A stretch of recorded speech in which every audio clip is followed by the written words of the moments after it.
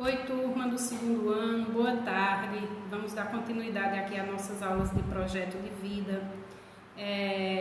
Primeiro, eu espero que vocês estejam todos bem, estejam todos se cuidando. Nós estamos vivendo um momento bem complicado da pandemia, então continuem tomando todos os cuidados, que quanto mais cedo a gente se cuidar, mais rápido essa doença vai acabar e a gente pode retornar à nossa vida diária, na normalidade. Na aula passada, a proposta foi que a gente fizesse uma discussão sobre como é viver entre gerações, a nossa convivência com os nossos pais, com os nossos avós, com os nossos tios, que são pessoas que viveram uma geração diferente da nossa, no caso da de vocês. Essa vivência entre gerações, como existem pensamentos diferentes, valores diferentes, coisas que na época do pai da gente era regra, que hoje não é mais, coisa que hoje é muito comum, que na época dos pais da gente não era. Então isso leva a muitos conflitos, Às vezes a gente entra em conflito com os pais por conta disso, mas sempre deixando claro assim, que há sempre uma preocupação dos nossos pais com o que seja melhor para a gente, Às vezes a gente acha que é uma coisa ultrapassada, mas é uma forma deles sempre estarem dizendo que tem essa preocupação com a gente enquanto filhos.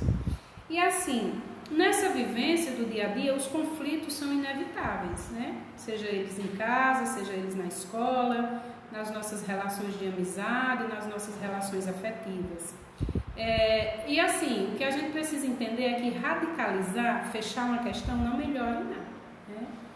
E aí eu queria saber, vocês já ouviram falar em mediação? Chegar a um meio termo para resolver um conflito?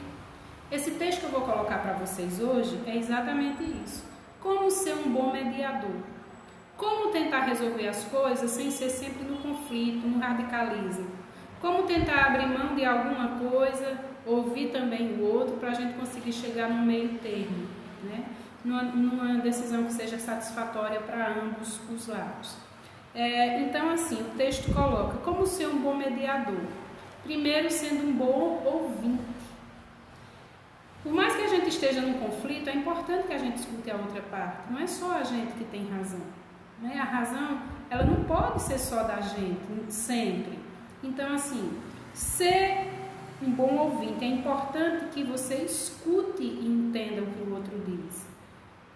Não é questão de buscar a verdade, mas tentar compreender que aquela pessoa que está envolvida, ela também tem o lado dela para mostrar, Toda situação tem dois lados. Então é preciso que a gente possa estabelecer um diálogo, que a gente possa conversar com o outro, que a gente possa escutar o que o outro tem a dizer, A gente deve deixar a pessoa à vontade para falar, assim como às vezes é muito difícil um diálogo entre os nossos pais, mas se a gente tentar parar para ouvir um pouco, será que eles não vão falar? Outra coisa, ser sociável. O que é ser sociável? Poder se aproximar das pessoas. Às vezes a gente se tranca no mundo da gente e a gente não deixa ninguém se aproximar. É preciso que a gente deixe as pessoas se aproximar da gente, que a gente derrube essas barreiras, Não tem como a gente ficar sempre assim, nesse isolamento, dizendo que só a gente tem razão. Outra coisa, é preciso a gente ser imparcial, É preciso a gente ouvir e a gente não querer puxar sempre a sardinha para um lado ou para o outro. É preciso a gente ver realmente quem tem razão. Às vezes no conflito entre o pai e a mãe da gente, quem tem razão é o pai da gente. E por mais que aquilo seja chato para mim, eu preciso reconhecer que ele está com a razão, Não sou eu que tenho a razão sempre. Então, quando a outra pessoa tiver a razão, eu preciso entender também que ela está com a razão e reconhecer isso, Outra coisa, eu preciso tomar cuidado com as palavras. Às vezes uma palavra faz um estrago muito maior do que uma agressão física, porque aquela palavra machuca a sua alma, Então é muito importante que a gente tenha cuidado com o que a gente vai falar, É muito importante que a gente saiba usar a palavra para ser realmente uma mediação de um conflito. é preciso a gente ter uma postura educativa. Como assim? A calma, a tranquilidade, elas são as grandes chaves para resolver os conflitos.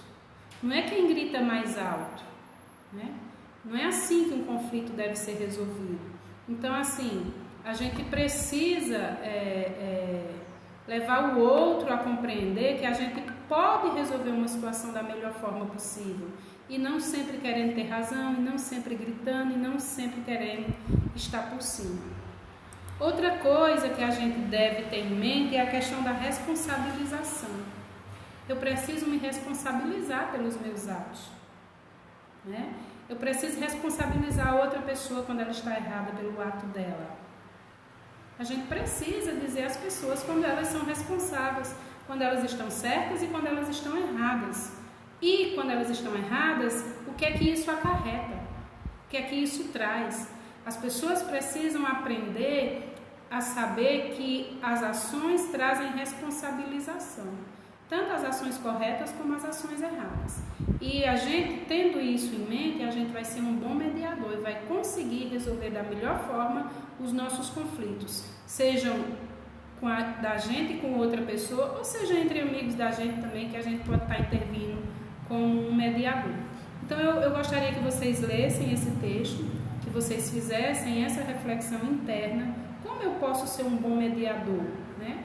Como eu posso tentar resolver os meus conflitos sem gerar mais conflito ainda?